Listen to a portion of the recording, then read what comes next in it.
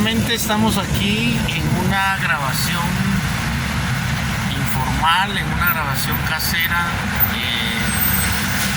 mientras voy manejando en las calles muy transitadas del bulevar,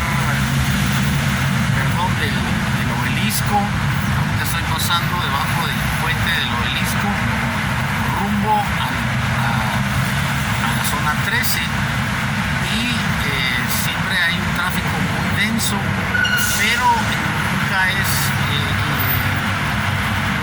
una pérdida de tiempo, sino al contrario, es aprovechar el tiempo para hablar de los temas que suelo hablar en este tipo de video, que son temas evangelísticos. Y en esta tarde ya casi, porque estamos en el mediodía, el sábado 4 de febrero, que podamos hablar un poco acerca de nuestra actitud de gratitud hacia Dios. En primer lugar, hay muchas cosas por las cuales darle gracias. Toda la gente siempre le da gracias a Dios por la vida, por la familia, por la comida, por el vestido, por el trabajo, pero debemos empezar a dar gracias por ciertos bienes espirituales que Dios nos ha dado, ciertos dones, ciertos regalos, ciertas bendiciones que son de carácter eminentemente espiritual. Podríamos decir que la bendición más importante de este carácter de bendiciones, o de este tipo de bendiciones, es la persona de Jesucristo. Jesucristo puede definirse como, al menos así lo defino yo, como el bien sumo, o sea, como el bien máximo, como el bien más sublime, como la bendición más grande. Recuerden que uno de los adjetivos que se le da a Cristo es que Jesucristo es la gracia de Dios. Cuando la Biblia habla de la gracia divina, está hablando de Jesucristo, porque la gracia consiste en el perdón. Por ejemplo, el perdón de Dios es parte de la gracia de Dios. La salvación de Dios es parte de la gracia de Dios. La gracia de Dios, que es espiritual, es de un valor infinito, porque recuerden ustedes que la Escritura enseña que Dios nos redimió no con oro ni con plata. O sea, la redención implica pagar un precio por algo que fue mío, pero que de alguna forma yo lo perdí, yo lo empeñé o yo lo perdí, y resulta que lo quiero recuperar porque para mí es valioso. Para Dios la humanidad es valiosa porque Dios es el creador, el autor de la humanidad. Dios no hizo a la humanidad para que la humanidad sencillamente hiciera siempre lo que se le diera la gana y se volviera contra Dios y no le importara para nada a Dios, y a Dios tampoco le importara. Dios no es así. O sea, el hombre sí ha actuado de mala fe, ha actuado con maldad, ha actuado con deslealtad en relación a Dios. O sea, el hombre no ha sido fiel a Dios por naturaleza. El hombre no ha sido bueno, entre comillas, con Dios, no ha sido agradecido con Dios. El hombre por naturaleza ha sido rebelde. Lo hemos visto y lo podemos leer en todas las páginas del Antiguo Testamento, básicamente en la vida de los profetas, en los escritos de los profetas, y también lo podemos ver en la vida de los reyes, que está en los libros históricos del Antiguo Testamento, que obviamente fueron escritos todos en hebreo. Que en repetidas ocasiones, no solo los reyes, no solo los príncipes, no solo los ancianos, sino que el pueblo entero fue infiel con Dios. Ustedes saben que la infidelidad clásica, por así decirlo, la infidelidad del pueblo de Israel para con Dios siempre fue la idolatría. Esa fue la infidelidad espiritual del pueblo de Israel, que realmente era un pueblo pagano porque había estado en Egipto, y desafortunadamente ellos salieron de Egipto, pero en su mente y tal vez muchas veces en su corazón, tal vez no el 100%, pero sí un gran porcentaje de ellos, Egipto no salió de su mente, no salió de su corazón. Y la prueba es que repetidamente le reprochaban a Moisés que por qué los había sacado de Egipto, que por qué los había llevado al desierto, que por qué los quería matar de hambre, que por qué los quería matar de sed. Y ustedes saben que incluso hay un pasaje que se llama el agua de las rencillas, donde el pueblo de Israel peleó con Moisés porque no había agua, y Dios le dijo a Moisés que le hablara a la roca, y que Dios iba a hacer el milagro de que la roca produjera agua. Pero Moisés, como se molestó porque el pueblo siempre lo importunaba, siempre lo presionaba, siempre lo criticaba, dice que Moisés le pegó a la roca. Y la instrucción que Moisés tenía era que le debía hablar a esa roca. Esa roca era una roca normal, era una roca común y corriente, era una roca que era parte obviamente de una formación rocosa seguramente más grande, ¿verdad? O sea, seguramente había más rocas, pero él le tenía que hablar a la roca, porque Moisés no sabía que la roca iba a significar o significaba en ese momento nada menos que la persona de Jesucristo. Entonces a Jesucristo no debía pegarle, sino que él debía hablarle. Y Jesucristo, que está simbolizado por la roca, iba a dar agua. Sin embargo, Moisés golpeó 2 veces a la roca, y la roca por supuesto que produjo agua. Pero la consecuencia de esa acción de Moisés, fíjense qué delicado, fue que Moisés ya no pudo entrar a la tierra prometida. Y ustedes saben que Moisés no entró a la tierra prometida. Él pasó 40 años liderando al pueblo de Israel, pasó muchas veces 40 días y 40 noches en el monte Sinaí, en oración con Dios, en comunión con Dios, en una relación tan maravillosa, tan sublime y a la vez tan poderosa, que dice que en una de las ocasiones cuando Moisés bajó, el rostro le brillaba, de tal forma que tuvieron que ponerle un velo al rostro de Moisés. Sin embargo, este personaje, Moisés, que es reconocido por todos, al menos por todos los cristianos, y súper reconocido y respetado por todos los hebreos, sean cristianos o no, porque la mayoría de hebreos, de genuinos judíos, no son cristianos. O sea, la mayoría del pueblo de Israel, desde el siglo I hasta ahorita, el siglo XXI, han sido enemigos de Jesucristo. Ellos no aceptaron a Cristo, no lo aceptan, no creyeron en Jesucristo, no creen en que Jesucristo sea el personaje que es. Jesucristo es Dios hecho hombre. Ellos no lo creen. Jesucristo es el Salvador del mundo. Ellos no lo creen. Jesucristo es el Mesías divino que Dios mandó para liberar al pueblo de Israel. Ellos no lo creen, no lo aceptan, no lo han creído y no lo quieren creer. Entonces llegamos al siglo XXI, 21 siglos después de la aparición de Jesucristo, y el pueblo de Israel sigue sin creer, sin aceptar, sin recibir a Jesucristo. Por supuesto que hay algunos judíos, algunos del pueblo de Israel en todo el mundo que se convierten al cristianismo, y de hecho los mismos judíos tuvieron durante la Edad Media, por ejemplo, que convertirse al cristianismo porque si no los mataba. Entonces, cuando apareció la Santa Inquisición, ellos prefirieron actuar como que eran cristianos católicos, que creían en Cristo, que creían en el bautismo, que creían en la Virgen, que creían en los santos, con tal de que no los mataran.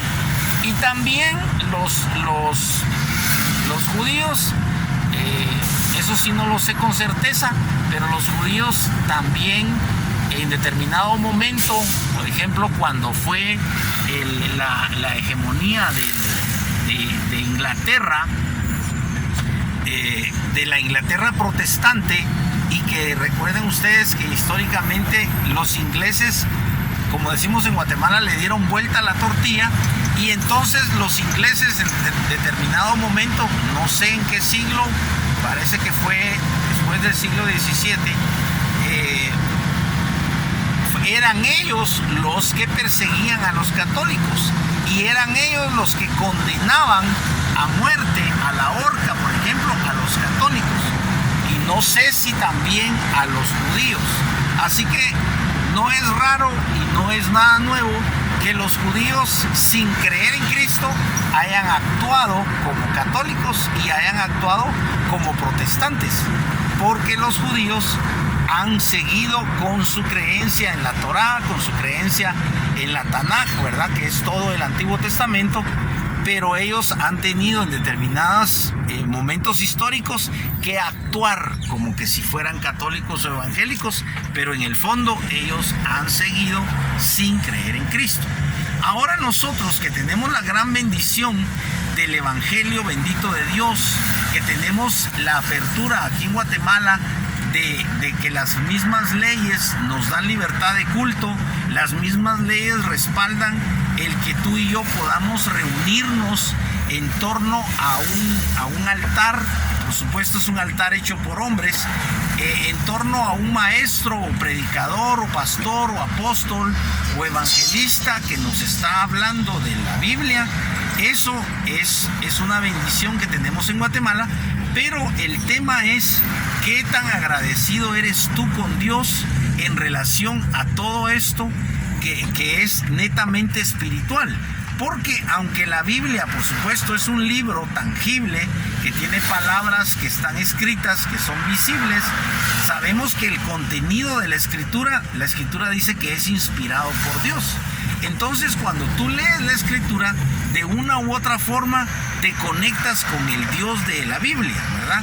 Que es el mismo Dios que creó a Adán y Eva, es el mismo Dios que sacó al pueblo de Israel de Egipto, es el mismo Dios que le dio al pueblo de Israel lo convirtió en una nación, porque le dio tierra, le dio toda la tierra prometida, ¿verdad? Que ya sabemos que es la región de Canaán, que es actualmente la región de Palestina, donde está fundado el Estado de Israel. Aunque ya sabemos que desafortunadamente, por razones históricas también, y por razones demográficas, y por razones étnicas, el predominio en la región de Israel, de los territorios, no lo tiene Israel.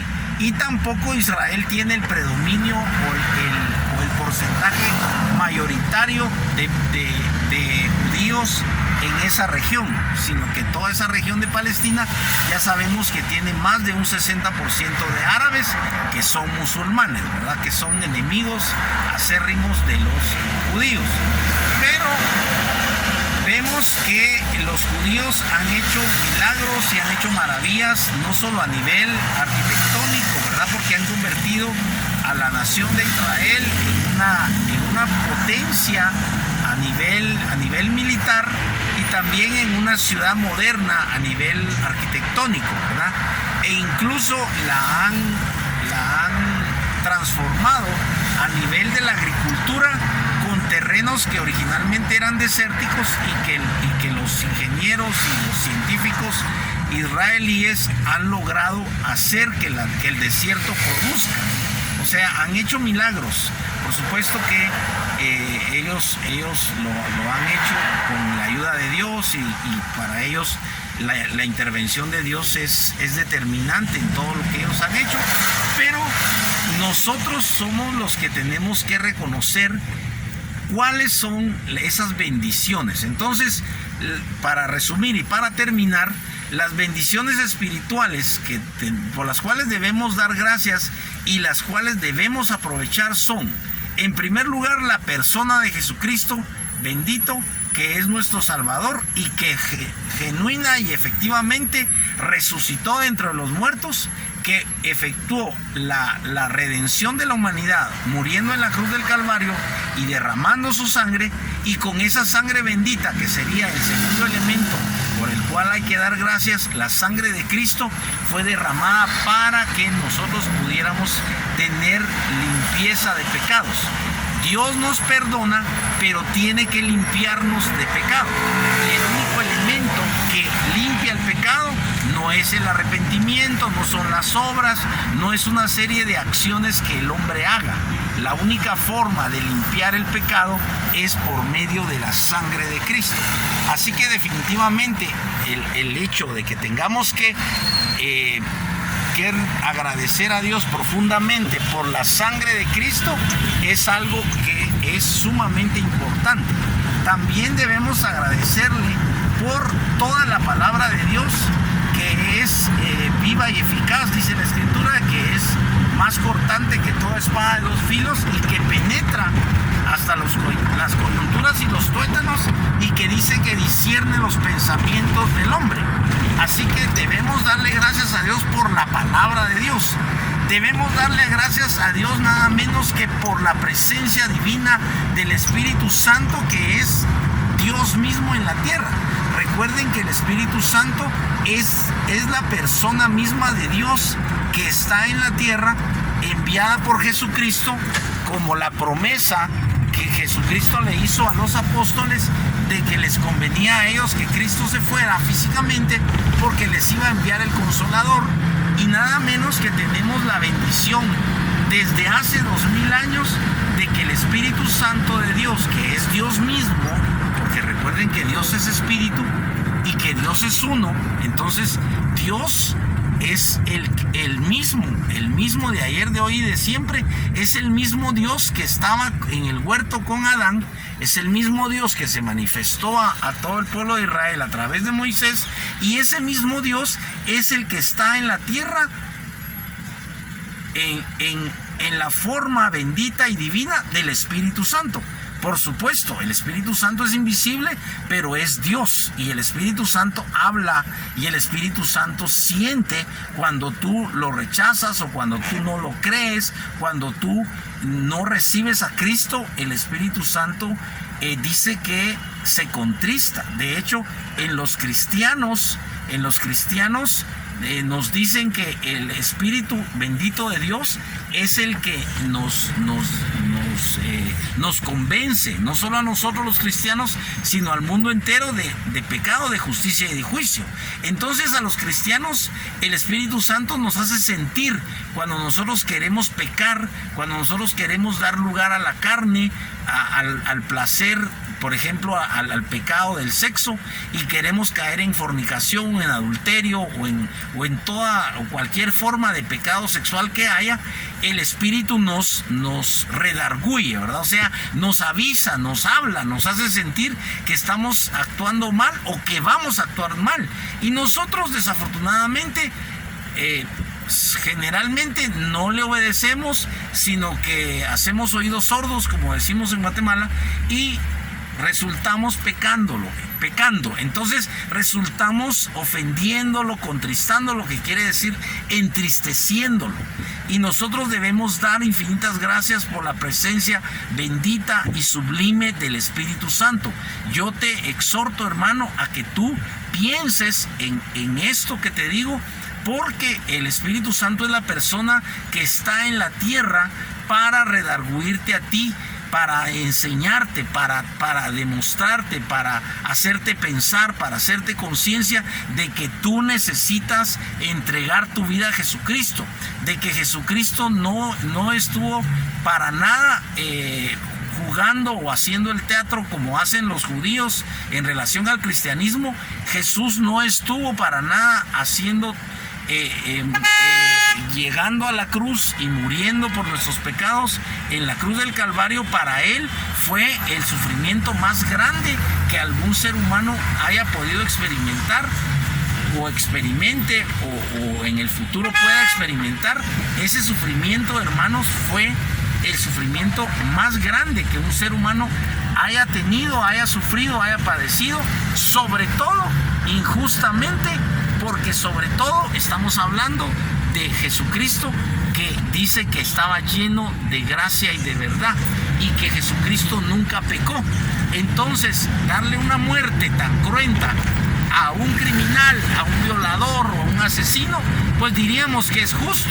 Pero darle una muerte tan terrible a alguien que es santo como Cristo, en eso consiste la injusticia del hombre, pero también en eso consistió el plan de Dios, porque Dios ya sabía cómo lo iban a recibir y cómo lo iban a tratar, y Dios ya sabía que lo iban a rechazar y que lo iban a condenar a muerte.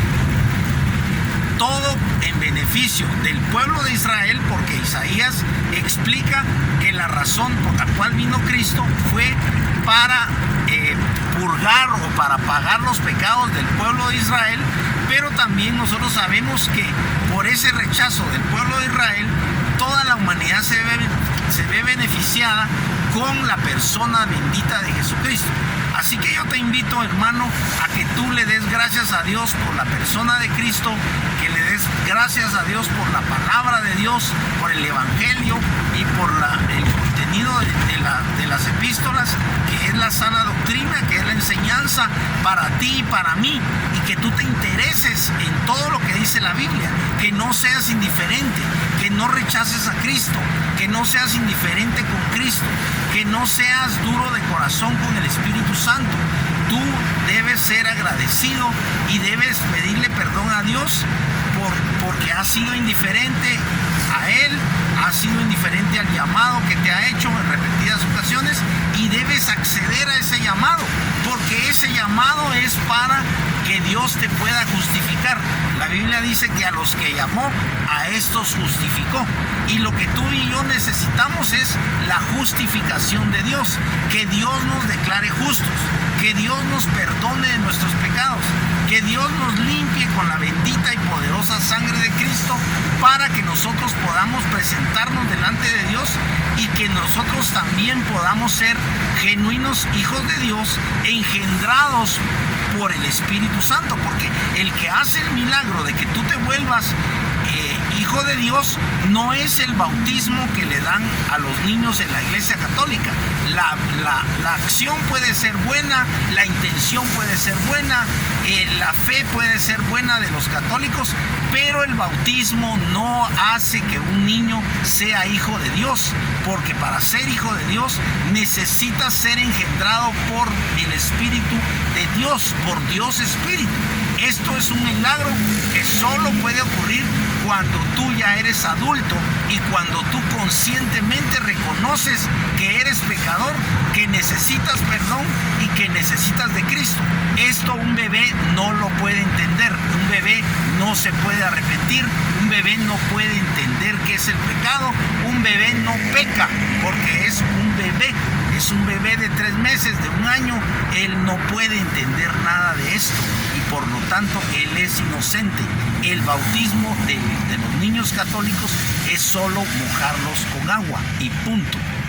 Independientemente de lo que crean y piensen los papás, los abuelos y los padrinos y el mismo padre y el mismo papa, no tiene virtud el bautismo. Pero lo que sí tiene virtud es que tú abras tu corazón a Cristo, que tú invites a Cristo a morar en tu corazón, que tú le entregues tu vida y que tú le pidas perdón. Y lo que sí tiene efecto es la obra que Dios va a hacer en ti a través del Espíritu Santo, a través de la sangre de Cristo que te santifica. Dice la Biblia que la sangre de Cristo nos santifica. Así que, hermano, yo te sugiero y yo te exhorto a que tú le des gracias a Dios por estos dones espirituales que son de un valor sumo, de un valor elevado, de un valor que tiene más valor que todo el oro del mundo y todo el oro del universo. No tiene precio. Estos dones que tú tienes a tu alcance, debes considerar agradecerlos y tomarlos. Yo te sugiero y te exhorto a que tú comiences a darle gracias a Dios por el Evangelio, por la Biblia, por Cristo, por el Espíritu Santo y por el perdón que tú necesitas alcanzar.